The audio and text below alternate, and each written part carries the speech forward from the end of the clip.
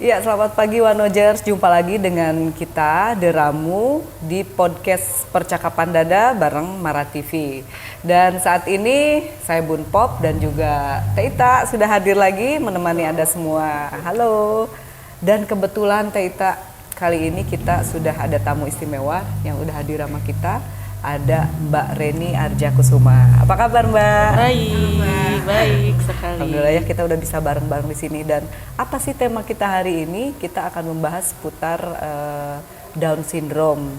Jadi kita langsung aja ya Teita ke Mbak Reni Arjakusuma.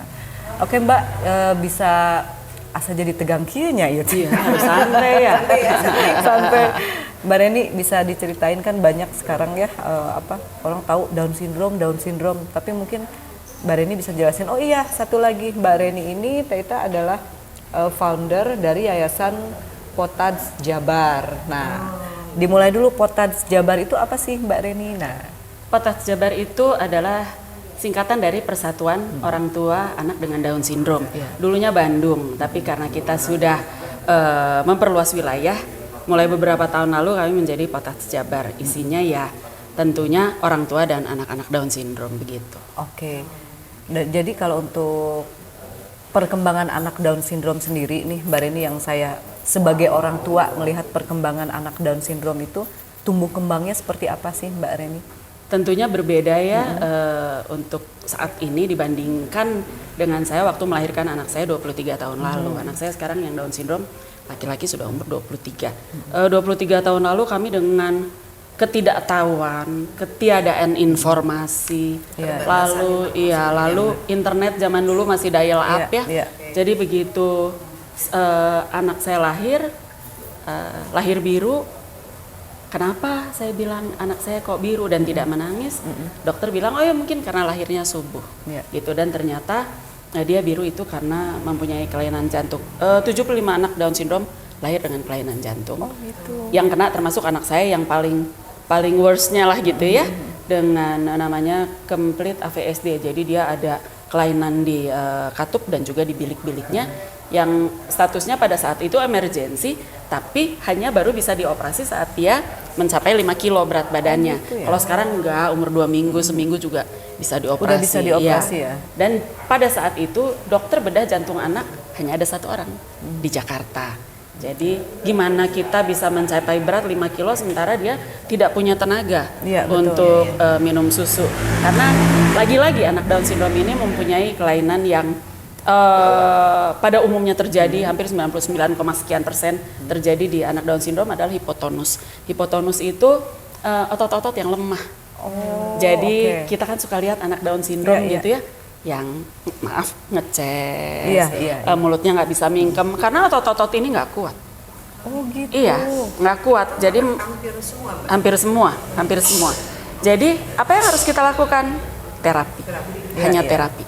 Anak saya terapi dari umur 19 hari sampai umur 12 tahun full. Semuanya dikerjain. Oke, maaf Mbak Reni, anaknya Mbak Reni, maaf saya potong. Laki perempuan? Laki-laki. Laki-laki. Namanya siapa? Aurel. Ya. Oke, baik. Lanjut Mbak. Jadi dia dengan keterbatasan saya, keterbatasan informasi pada saat itu, saya browsing, saya nemunya asosiasi Down Syndrome di New York. Dulu masih mailing list ya, jadi kami bertukar pikiran lewat itu.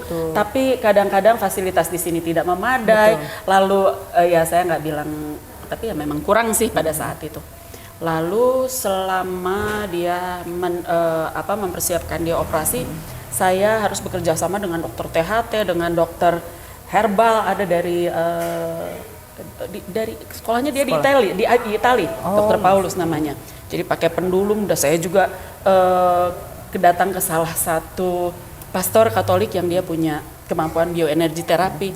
Nah, saya bekerja waktu itu di Bandung, lalu saya minta pindah ke prinsipal saya di Jakarta untuk menangani anak saya sampai dia operasi umur 5 bulan gitu. Puji Tuhan operasinya lancar, di mana banyak juga teman-teman yang dioperasi, karena kita kan kalau di harapan kita itu khusus anak gitu ya, dan banyak sekali anak Down Syndrome. Dan dulu masih pakai toa ya kalau manggil orang tua ya. Dulu sekarang kan udah di WA. Jadi kalau kita dipanggil nama anak tuh ya ada aja lah yang lewat. Itu buat saya sih titik saya terendah ya pada saat itulah gitu. Saya biaya juga jelas ya, betul. BPJS nggak ada Iya. gitu. Jadi itu betul-betul titik hidup saya yang terendah ya. Tapi pada saat sekarang karena saya konsisten menjalani itu dan saya mentreatment anak saya gitu ya dengan menurut saya sih maksimal gitu. Jadi sekarang sih saya udah bisa ketawa-ketawa lah ingat masa itu. Ternyata saya bisa kok ngelewatin Prosesnya masa-masa ya, itu. masa-masa sulit itu Iya, ya, jadi masa kalau berat saya, ya Mbak ya. berat banget ya. Jadi kalau saya sekarang dapat masalah yang cemen-cemen mah, yang dulu udah kelewat kok gitu kan. Masa ini gini doang gitu. Oke, Taita ada Jadi, yang Mbak, bertanya? mungkin kalau misalnya pada saat Mbak itu ya full ya Mbak perhatiannya ya. Dibilang full enggak, saya sambil bekerja. Jadi tetap ada babysitter gitu. Tapi kalau saat Kalau lagi masih kecil itu treatmentnya apa aja Mbak? terapi, tapi terapi itu kan misalnya gini, terapi yang harus dilakukan pertama kali adalah fisioterapi. Fisioterapi Nah, itu itu. untuk mengerjakan otot-otot besar, otot-otot besar supaya nantinya bisa berjalan dengan baik gitu ya. Jadi dari proses dia merangkak, Jadi motoriknya juga ya, terlatih motorik ya? kasarnya, Iya, motorik kasar.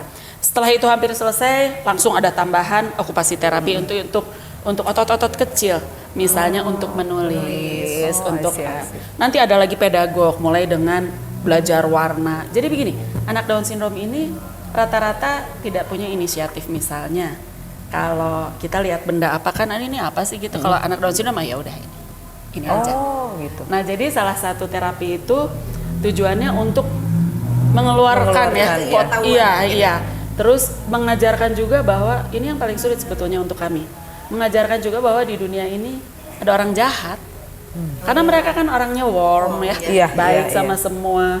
Kalau di negara-negara lain mungkin terjadi sih, di Indonesia saya pernah menangani beberapa anak perempuan yang hamil gitu ya. Karena mereka percaya, diiming-imingnya apa, diajak jalan-jalan mereka seneng. Jadi memberi pemahaman bahwa orang itu juga nggak semua baik. Betul.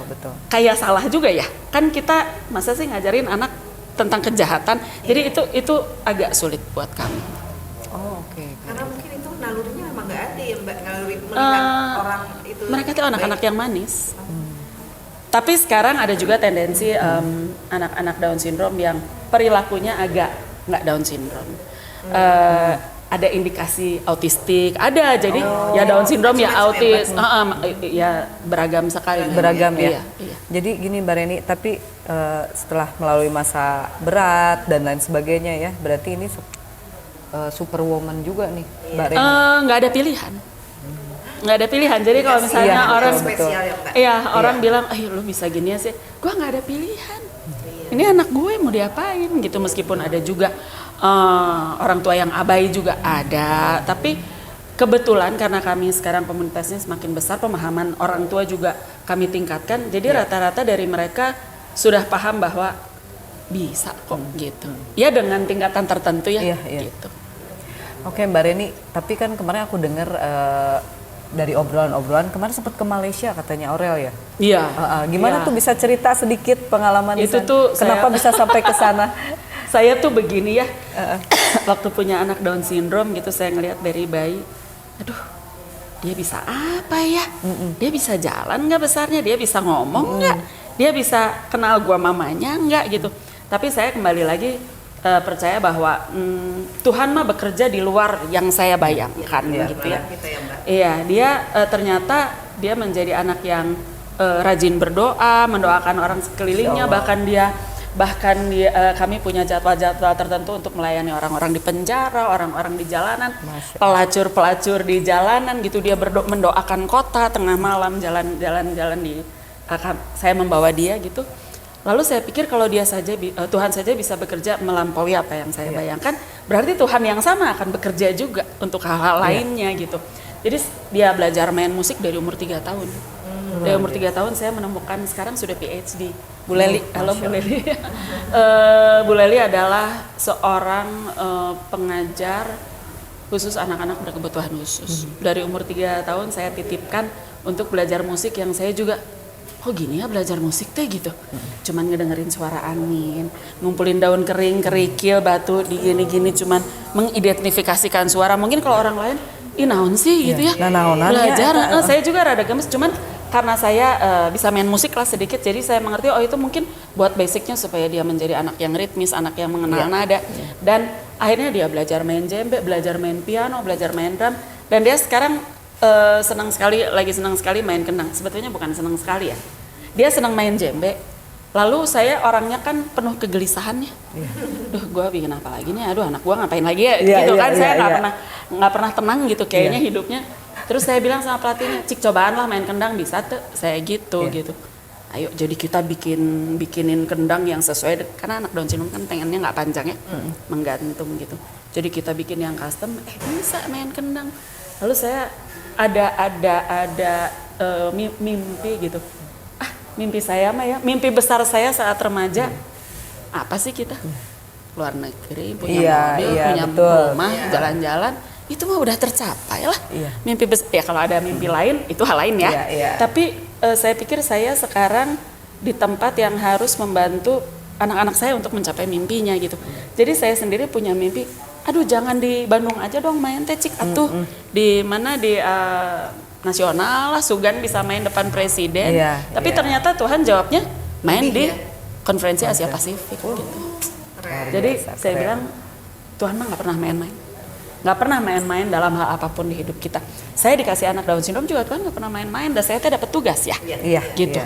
Jadi pada saat saya dapat gitu, diundang, bingung juga cari pembiayaannya memang karena kami pergi berlima kan dengan pelatih, dengan kru gitu segala macam. Ya Tuhan mah siapin dan kita bisa banget gitu. Luar biasa ya bisa main di sana. Jadi mungkin Mbak, kalau saya bisa dengar dari cerita Mbak, support keluarga itu penting sekali ya. Sangat. Buat anak-anak spesial ya Mbak. Iya, karena banyak ibunya nerima, suaminya enggak. Suaminya enggak, atau keluarga yang lainnya tidak menerima. Banyak yang ditinggal, itu banyak sekali. Banyak yang ataupun mungkin saya lihat sih banyak yang malu ya Mbak. Malu Ya, karena kan punya anak Down syndrome itu mereka mungkin banyak yang malu. Malu, iya. Karena saya dulu Mbak waktu saya kecil ada tetangga saya memang punya anak Down syndrome. Lalu ya diumpetin. Mereka punya anak 3 gitu ya, diumpetin. Dan kalau misalnya keluar tuh cepet-cepet dimasukin gitu itu ya. terjadi sampai sekarang. Iya sampai sekarang. Nggak kenal kaya miskin berpendidikan atau tidak. Betul, terjadi setuju. di semua Iya, kalangan gitu. Saya suka sedih ya, maksudnya saya tuh orang yang sangat bangga gitu. Mungkin dengan pencapaian-pencapaian tertentu karena membuat saya bangga ya. Tapi saya selalu bilang anak gue Down syndrome gitu. Lo harus kenal sama anak gue karena dia akhirnya menjadi anak yang menyenangkan. Tapi saya kembali lagi percaya anak mah kumaha kolot. Ya, betul. Setuju. Ya, sorry Mbak, itu orang anak pertama apa? Anak pertama, adanya perempuan. Jadi akhirnya sekarang udah bisa. Dia sudah lulus SMA inklusi, tapi anak begitu kan harus ada rutinitasnya. Jadi tetap saya sekolahkan meskipun bolong-bolong karena dia banyak kegiatan yang lain. Dan di Potats itu kan banyak sekali kegiatan. Ada karate, angklung, barista, cooking, djembe, kendang, membatik, apalagi menari, melukis pasti ada. Jadi khusus untuk grup-grup yang pemusik ini ya, yang bermain musik, bahkan mereka sudah berpenghasilan sendiri. Luar gitu. biasa, hebat. Dan yang barista ya, karena kalau ada pameran kita bikin pop up gitu. Nah ini jadi pertanyaan juga nih, ada yang nanya tapi sudah dijawab nih Kak Ita. Jadi kayak ada di Jakarta tuh saya dengar itu Potats Jakarta. Oh iya. Kami ada 11 cabang di seluruh Indonesia. Oh pantesan. Jadi ada beberapa sekarang sudah mulai ya. Saya lihat beberapa di Jakarta, untuk Jakarta nih ya, di kafe-kafe di mana sudah mempekerjakan yang Down syndrome dengan spesial ya. Nah kalau di Bandung sendiri gimana tuh Mbak responnya? Kalau yang saya tahu itu, saya nggak tahu kalau anak Down syndrome yang bekerja di kafe, tapi rata-rata yang terjadi adalah orang tuanya membuatkan kafe, begitu. Oh gitu. Iya, karena gini, kami juga pernah magang gitu ya, anak-anak kami misalnya di Garuda Indonesia untuk jadi greeter atau di hotel atau di kafe. Iya. Sepertinya penerimaan memang 100%. Tapi kalau kita tidak mempersiapkan anak kami dengan baik juga, kan maksudnya teh jadi ngagokan gitu ya. Jadi ada permasalahan. Iya, kenapa kita nggak bikin aja sendiri? Nah, orang-orang tuh ya, orang tua lain juga kan untuk anak-anak yang sudah lulus SMA itu menjadi pikiran sendiri kan. Iya, betul. Iya. Lalu banyak yang ngomong lapangan pekerjaan dong. Nah, buat itu anak-anak. Saya bilang, oke, lapangan pekerjaan. Anak lu bisa. Ya kan kita harus melatih juga, makanya kita membuat pelatihan gitu. Lu jangan minta lapangan pekerjaan kalau anak lu nggak bisa. Sama dengan begini, lu jangan pengen tampil main musik kalau anak lu nggak bisa apa-apa. Makanya latihan begitu, sama aja sih. Bisa diterima di lingkungan yang mungkin yang Iya. sekitar ya. Oke, baik. Teta dan juga Mbak Reni, ini belum berakhir nih. Maaf, Sebentar. Jalan.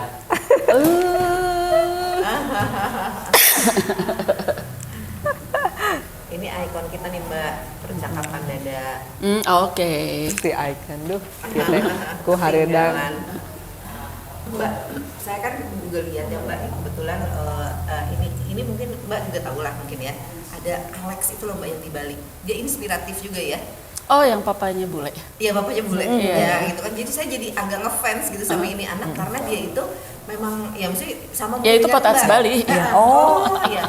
Dengan sama dengan Mbak mungkin karena dia support keluarganya baik ya gitu. Akhirnya dia mungkin ya bisa menghibur kan gitu ya, bisa nyanyi, bisa dance, bisa apa kan gitu. Jadi menyenangkan lah gitu ya, bisa diterima. Akhirnya terakhir kemarin dia boxing kan Mbak gitu ya, meskipun boxing dia tapi ya maksudnya karena support orang tuanya dan lingkungannya dia jadi bisa Jadi luar mandiri biasa. gitu. Nah, Iya. itu dia makanya kayak tadi kan ternyata yang kayak di Jakarta apa biasanya orang tuanya menyediakan Iya, tempat. iya. Tapi kesempatan untuk anak Down syndrome sendiri tuh Mbak, kan ini Mbak ada yayasan ya, founder yayasan. Nah, untuk di Bandung atau dimanapun tuh perhatian dari pemerintah ada nggak sih Mbak? Seperti apa gitu ada? Contoh ya, contoh perhatian.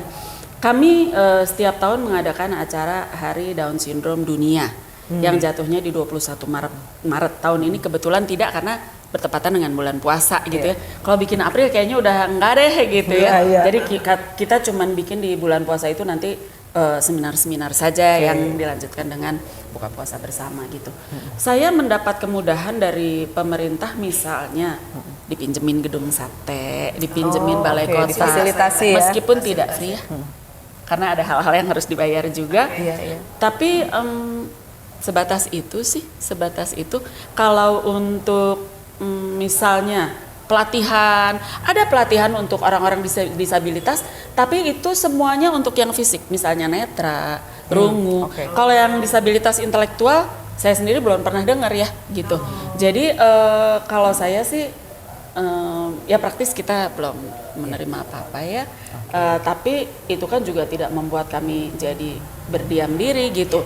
Yayasan ini berdiri tanpa bantuan siapa-siapa. Kami tidak memungut bayaran sepeser pun dari para anggota. Oke. Semua pelatihan gratis. Jadi bisa dibayangkan kami yang cuman berapa gelintir gitu orangnya yang kesana kemari untuk mencari pendanaan gitu. Kadang untuk sekedar bawa anak-anak naik bandros aja kami telepon kesana kemari untuk bandros gratisnya, untuk makan siangnya gitu. Ya itulah yang kami lakukan Berarti sehari-hari. luar biasa ya ini Yayasan Potats Jabar ini ya, Taita Iya. ya. Kayaknya ini jadi motivasi dan tuh buat kita nggak dapat juga. tempat. Saya sampai bingung mau pinjam tempat ke pemerintah ke siapa ya gitu. Jadi kegiatan ini di rumah saya. Jadi base campnya di rumah Mbak Reni. Iya. Yayasan itu Iya, iya. Namanya rumah keduaku. Oh, Di oke. rumah saya. Jadi rumah saya tuh setengahnya memang sengaja dibikin blong gitu. Pada saat beberapa tahun yang lalu dibangun, ya mereka berlatih di situ lah. Jadi Taita ini Mbak Reni ini luar biasa ya, mungkin bisa menjadi contoh untuk orang tua lain yang memiliki anak dengan kebutuhan khusus. Soalnya kita juga kadang suka, duh nah gitu, ya budak teh suka, ya di lingkungan saya juga dititip-titip. Kita malah nanya orang tuanya kemana, padahal nih anak nice gitu. Kalau aku suka jadi kayak sedih gitu loh Mbak.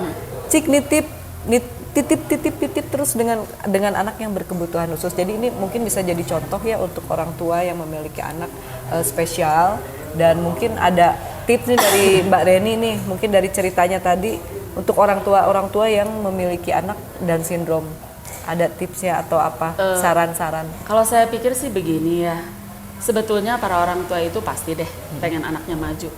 Kalau saya sih pengen anak saya maju karena saya nggak mau repot sampai hari tua saya. Ya, iya gitu. Nah, lalu bagaimana caranya menjadikan anak ini prioritas gitu? Kadang ada yang begini, aduh duitnya buat kakaknya kuliah dulu lah, aduh udah dia mah ini geus we lah lanjut nanggelaleh nulis.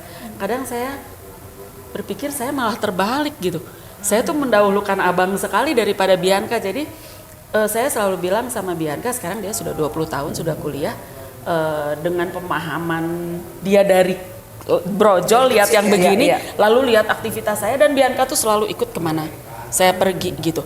Saya kongres Down Syndrome nasional misalnya di Bali, di Jogja, dia tuh saya bawa supaya dia lihat. Sekarang aja dia udah kuliah ya, udah berkegiatan. Tapi kan itu pasti nempel ya, gitu. Saya selalu minta maaf sama dia bahwa saya bahkan sebelum dia lahir, saya ini mau hamil lagi karena abang Down Syndrome. Kalau abang tidak Down Syndrome, saya kan kerja kesana kemari ya. Aduh nggak kebayang punya anak lagi lah, males gitu ya. Jadi saya minta maaf karena sebelum dia lahir pun dia sudah membawa beban berat. Dan puji Tuhannya dia sudah punya pacarnya baik. Jadi saya selalu bilang, Bi, ini semua yang mama punya. Ini kan nanti buat Bianca. Cuman satu, mama titip abang. Oh iya sih, apa sih kan dia begitu ya. Kayak kemarin saya 2 hari saya di Jakarta, saya selalu telepon. Jadi dia meluangkan waktu kuliah, jemput dulu. Ma, aku mau pijet ya sama abang. Mau aku makan di sini. Jadi ya mereka sahabat yang erat sih sebetulnya. Alhamdulillah. Ya sibling rivalry juga tetap ada ya, berantem tetap ada sih ya, kan itu lucu. ada. Ya gitu. itu kan ini ya Mbak. Tapi aku bener kayak berbesar hati ya, dan harapannya untuk orang tua tuh di sana ini mungkin Mbak Reni ini kayaknya contoh luar biasa. Ini waktunya juga kurang panjang tapi ada satu lagi. Apa nih? Setelah dijalani terapi emas harus terapi. Nggak bisa nggak terapi. Nah, ada anak gua bisa jalan kok nggak diterapi, tapi lu lihat jalannya bener nggak?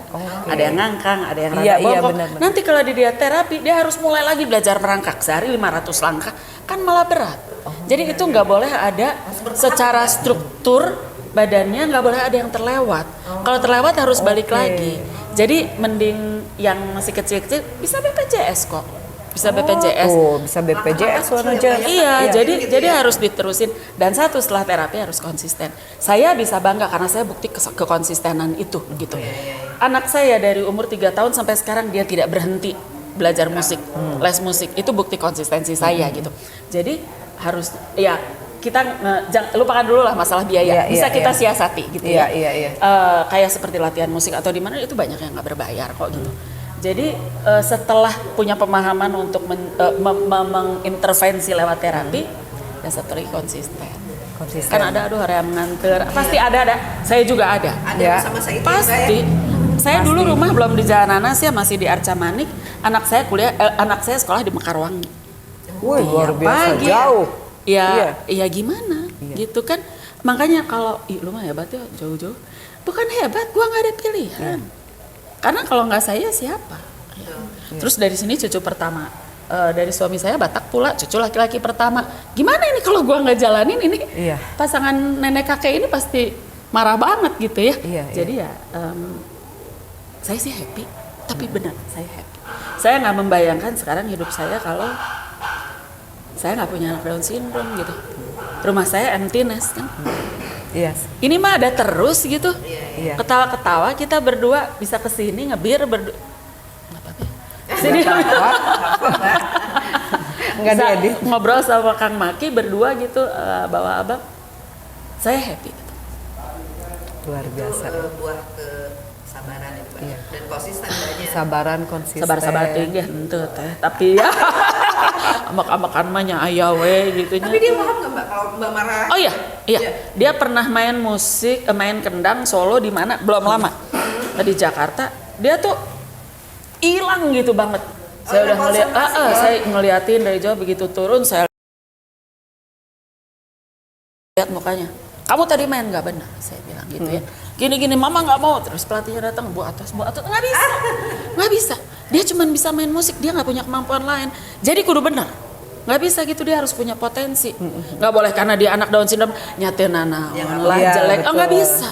Saya nggak mau orang tepuk tangan kasihan. Saya mau orang tepuk tangan karena dia hebat. Satu lagi Mbak, yang saya pengen tanya, kan Mbak punya dua putra putri ya.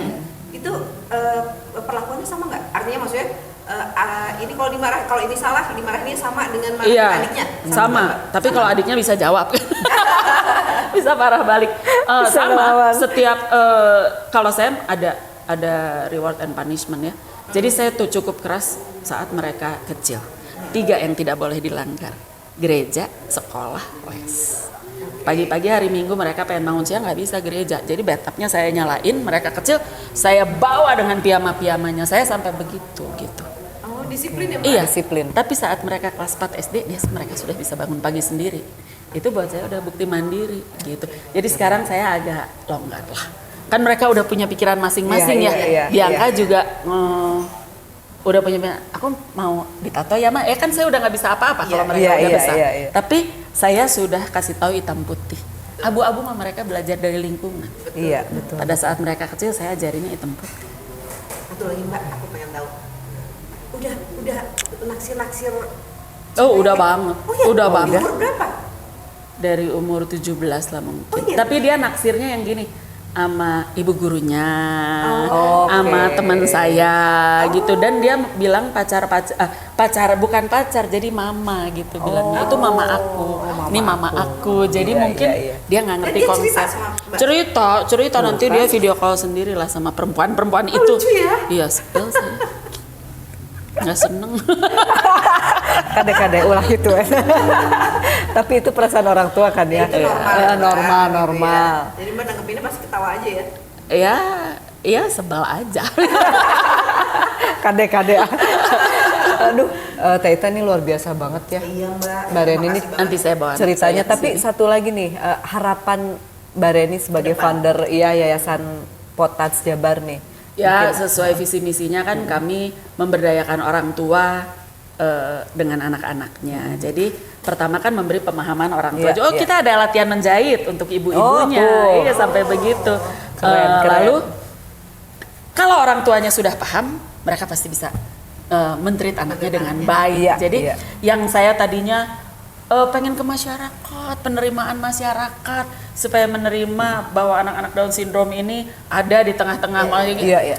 nanti dulu lah orang tuanya aja dulu. Oke, keren ya. Luar Tugas biasa. orang tua itu nanti kan yang menyebar-nyebarkan kebaikan. Ya. Betul. Jadi mending konsentrasi Iya, sama sampai ini ya, kita ke posyandu anaknya dulu. Oh, gitu. Satu Bandung, baru berjalan satu Bandung. Kalau ada anak Down syndrome, kita kasih SOP-nya. Kalau ibu nggak ngerti, telepon saya. Kita ke rumah sakit anak begitu. Oke, jadi buat Wanojers dan buat emak-emak seantero jagat dan orang tua yang memiliki yang nonton ini dan memiliki anak berkebutuhan khusus terutama Down syndrome, mungkin nanti Boleh kontak Mbak bisa share kontak Mbak Reni ya. Ada sosmednya ada kan Mbak ya. Nanti boleh nanti dicek Yayasan Potats ya. PIK Potats Jabar. Nah, PIK-nya itu Pusat Informasi Kegiatan. Pik Potats Jabar. Bisa, Cari Mbak. itu googling gampang kok mudah. Dan Nggak apa-apa, gitu telepon ya. WA saya juga nggak WA apa-apa. langsung ke Mbak Reni tuh. 0816 60 10 10. Wah. Pelan Mbak, pelan. 0816 60 10 10.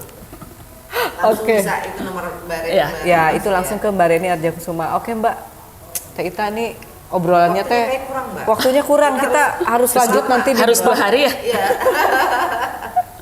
Next Mbak, kalau misalnya itu kita undang Ya, Abang ya. Ya, boleh. mudah-mudahan ya kita juga lagi ada cita-cita ya. Mbak Reni Ya, pengen bikin ada. film. Oh iya. Mudah-mudahan amin, dapat Tuhan. dukungan, amin dari semuanya. Amin, Ini amin, nih. amin, amin. Iya, hanya masalah waktu, tinggal nunggu waktu. Oke, Wanojers, karena waktu dan juga mungkin nanti kalau untuk info-info dan lain sebagainya tadi sudah disebutkan sama Mbak Reni kemana harus menghubungi. Dan Mbak Reni terima kasih banyak sudah mau hadir di sini. Salam buat Abang, buat Iya, Bianca. sama-sama. Dan kita kayaknya harus pamit dulu ya, Teh Ita ya. Kita sampai jumpa lagi. Oh, jadi pabaliut kieu teh. Karena masih pengen ngobrol Wanojers.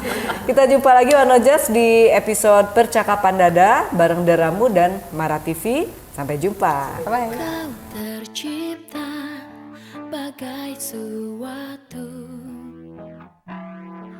keajaiban.